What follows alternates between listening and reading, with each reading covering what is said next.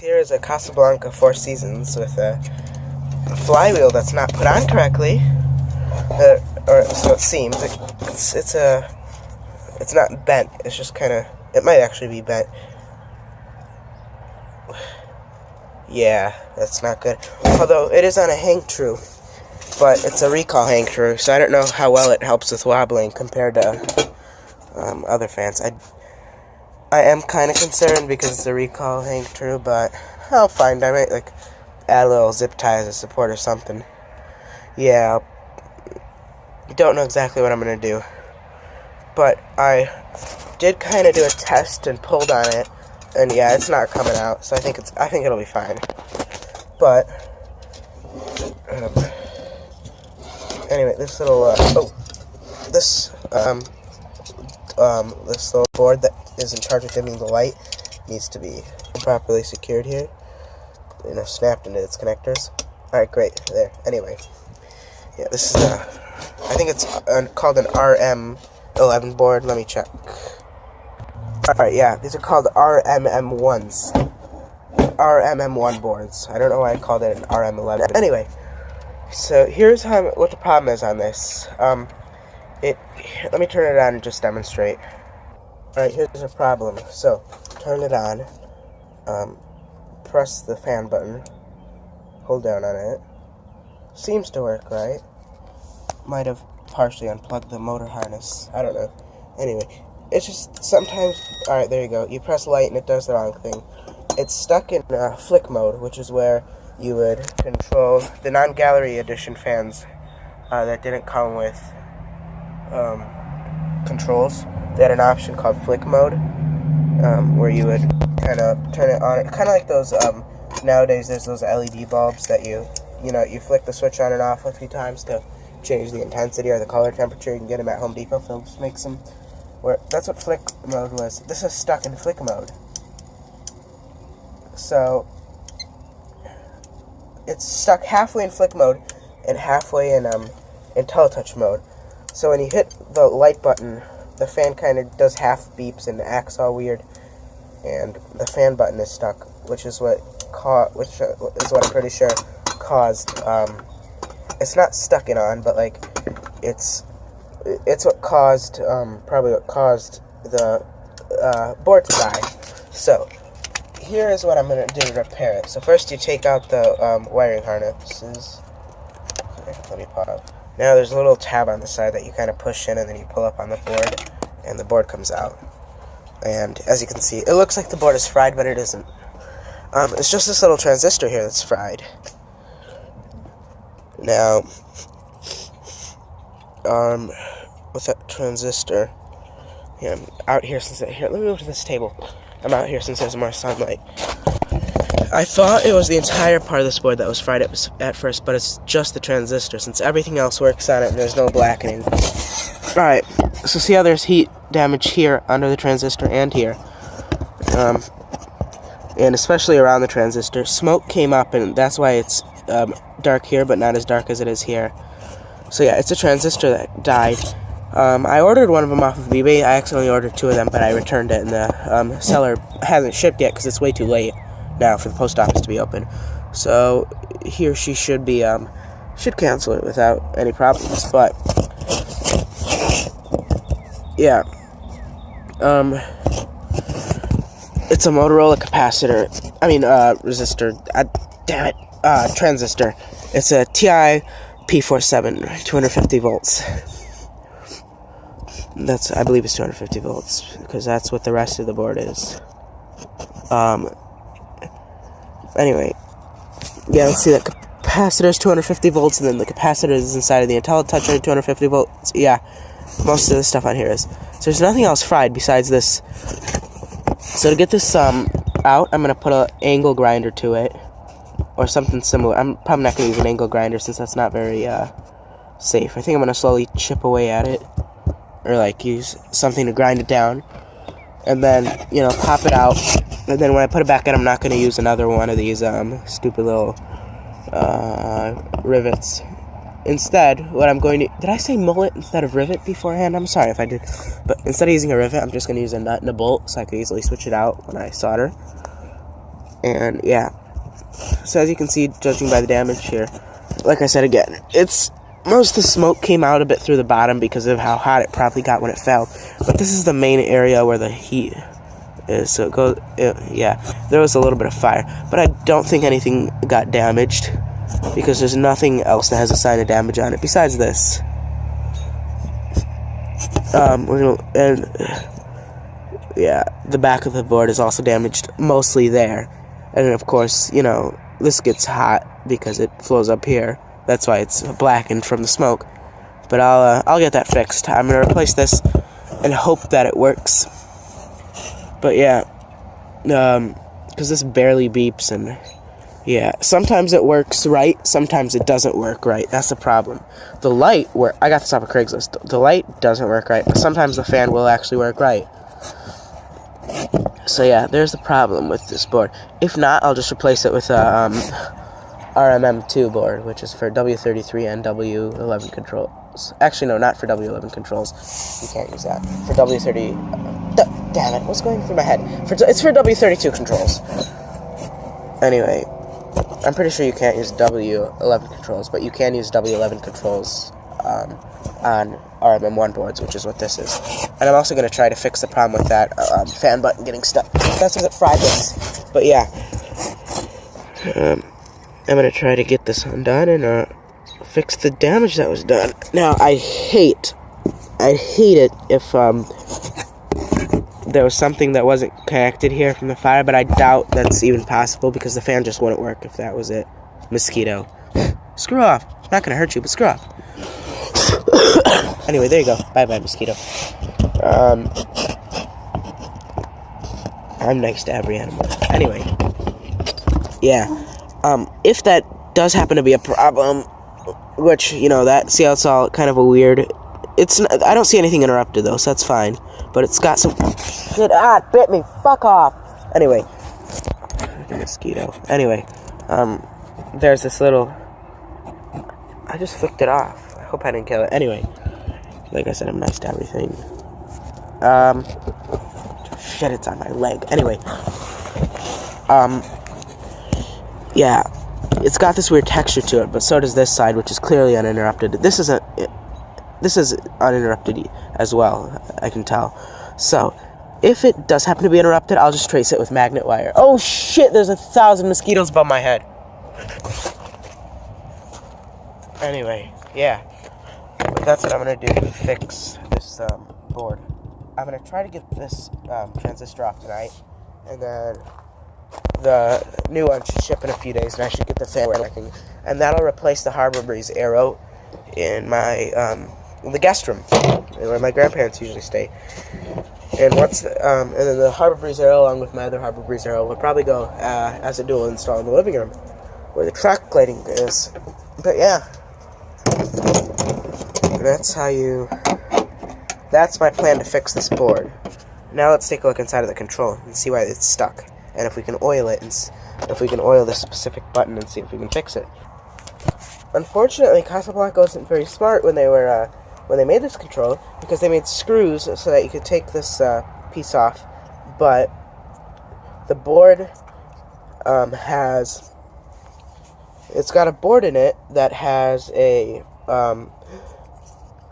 transistor that is, of course, riveted into the metal part, so that it's used as a heat sink, which sucks because on the W32 fan boards, they again, I'm not here because there's more light and it's dark under here, but yeah, on the W32 and W31 controls, you could easily take it off because it has a little metal clip and then a little metal plate that goes, so that, because the metal clip is too wide, that goes in between the top part of the resistor and the clip. And the clip. That's what that little metal piece is for. And that's what is the heat sink. But on this, they did it differently. So you're going to have to try to slowly trickle some oil into here until it stops sticking. And you're telling me that people in the comments might say, they might say, oh, you're ruining a perfectly good W11 control. These are rare. They're not made anymore. Well, I'm going to try to make my own W32 and W11 controls anyway, so not only that, but also it's dead anyway. This controller it's got the problem of it kills fan boards. I might as well give it a try to fix it instead of just having it sit there and do nothing. So we're going to put oil into it and see if that fixes it. My mom hasn't noticed this yet, but Trouble, my cat, is on the counter eating or drinking something he's not supposed to. Alright, it's starting to slowly pop back into place when you press it, so that's good. Watch. Still dark. Alright, watch. Give it a little bit of time. Oh, not anymore. It was just earlier. Oh, there you go. Yeah, sometimes it does it.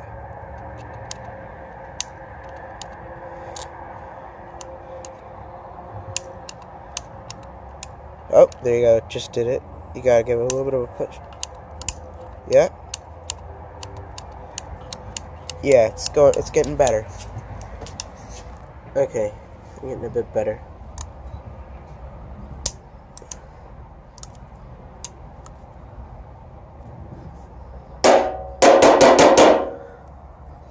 Okay, so why it doesn't work on camera, I don't know. Yeah, there you go. Or not. Oh wait, the power was on, which is why I thought it... Alright. Yeah, there you go. Yeah, it's definitely much better now that I've oiled it up. I just really hope that oil shouldn't be conductive, so... Because it's used for lubricating motors, so that'd be a bad idea.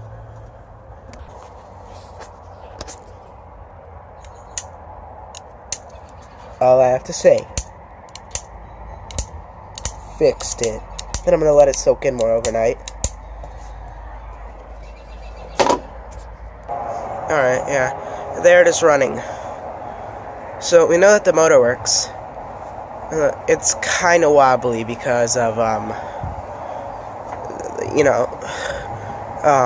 it's not properly secured into the... It's just hung up for a demo. It's, first of all, it's sideways. Second of all, the flywheel is kind of messed up. And I hear a weird sound. What the hell? Alright, bad bearings too. Shit. I'll just oil it and hope for the best. I know, it has bearing sound. It's like arcing, it sounds like, but it's not arcing, it's bearing sound. You can tell that it's bearing. Anyways, I'll have to oil it and hope that fixes it. It might also have to just do with, like, I don't know. Yeah, probably the bearings being shaken around because of the flywheel being bent. But then again, it is mounted sideways. It didn't make that sound when I plugged it in. Actually, it kind of did, but not as bad. So, yeah, we'll have to see. But, yeah, there it is. I think it's an Emerson K55 motor. I'm not sure. I don't know if Casablanca had already switched to their own XLP motors by the time this fan was made. But, yeah. Let's see if I turn it with my own hand. Doesn't make that sound. Yep. Alright, it's a bearing noise. So then I'll have to add oil to that. Because if this is an Emerson motor, if it's a K55... I just hit myself. If it's an Emerson K55 motor, then it is... Then that's definitely bearing noise. The Casablanca, they kind of modeled their XLP motors after K55 motors, as far as I'm concerned. That's what I know. But because how similar they are, the Emerson KB55 motors, which is the type of motor that's in my Emerson Sears Roebuck turn of the century, then it's just bearing noise, and it can be fixed with oiling it and letting it run for a few days with the oil like that. Not a few days at once, but like run it for a bit, like use it normally as you would for a few days, and then after like 1 or 2 days it should be back to normal. But yeah, we're gonna plug it back in and try to see if we can get it to go at a lower speed. So holding down on the light button makes the fan go really, really slow. So yeah, that's it for sure. We definitely have a problem with the board. Alright, let's go back to here. Let's go hold down on the light again. See if we can get some sparks to fly. And then it went straight to almost high. Well, actually, no, it might be the second speed. So the light is corresponding to what the fan would correspond to, but really slow. Interesting. Oh, shit, I unplugged it. Let me fix that real quick. Oh, the cord's hanging wrong. Seems to be working a bit better with the W32 controls, but then the W31 control, but then this has more compatibility, and the light immediately switches on no matter what. Even if I press it a few times, if I can press the light button a few times, I can kind of get it to blink. So yeah, that transistor being all messed up is screwing everything up. Alright, and then if you press the power button a few times, I don't know why it's not doing it here, but on the W11 control, it went on off. When you go on off, it makes the fan run, but I guess not right now, because the board is getting worse and worse with the more experiments I do. Not the board, but the transistor. But yeah, also there's an open splice. Yes, freak out, I know, but it's the neutral, and so it should be fine. I'm not going to touch it anyway. It's just for demo purposes. It's a neutral. It shouldn't shock me. But I'm not going to touch it because it's a messed up board, so you never know. But now, if you hold down on the fan button, it doesn't do anything. I guess since there's a load on it, it somehow messes it up. It doesn't let it do. Let's try again. Takes a bit. Nope. Let's unscrew the bulb a bit. Alright, power off.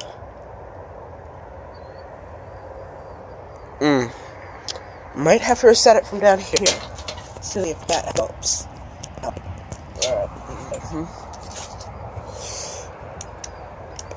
Alright, yeah, there you go. Now let's see what happens if you screw the bulb in while the fan's running. Alright. Slowly moving. Now, let's let it get up to a good pace, a good speed. And then we'll screw this in and see how it goes. I really like this fan, though. I think it's worth the $5 I've spent on it so far. Because I got the guy originally said $10, but then he saw that he thought it was the control that was messed up, but it wasn't. So he thought that the fan was worth a lot to, you know, a guy who would just come take it and buy his own control, because that was broken. But since he saw that it was the fan itself, he just said, you know what, take it for free. Now that I know that the fan's broken. Yeah, so now that we've got the bulb on, it works. Let's see if it still responds, though, if we hit the fan button, if it still changes speeds with the bulb on. I guess that load down there doesn't really help it too much. Yeah, it kind of blinks. Oh, it's really... Oh, shit!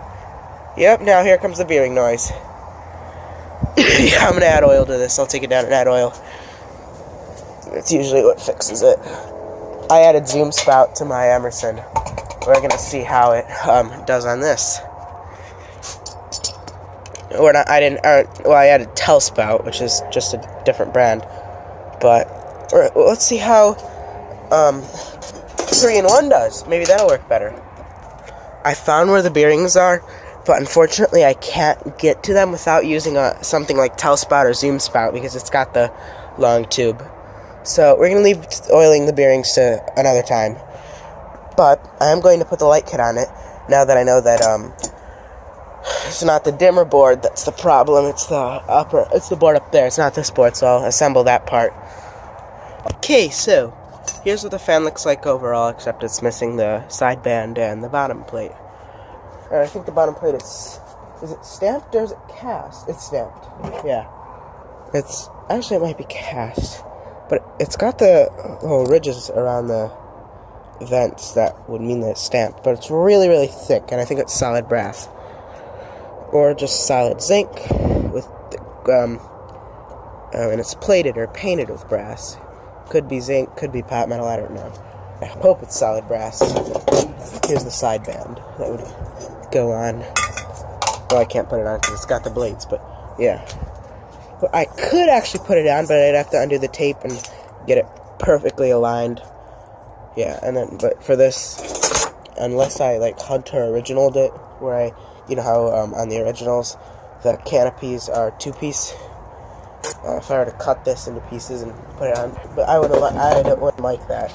I think this, just put it on when the fan is fixed. But yeah, there you have it. Part 1 of the Hunter. What the fuck is wrong with me? Part 1 of the Casablanca Four Seasons restoration and repair. And I finally got that to work. But yeah, there you go.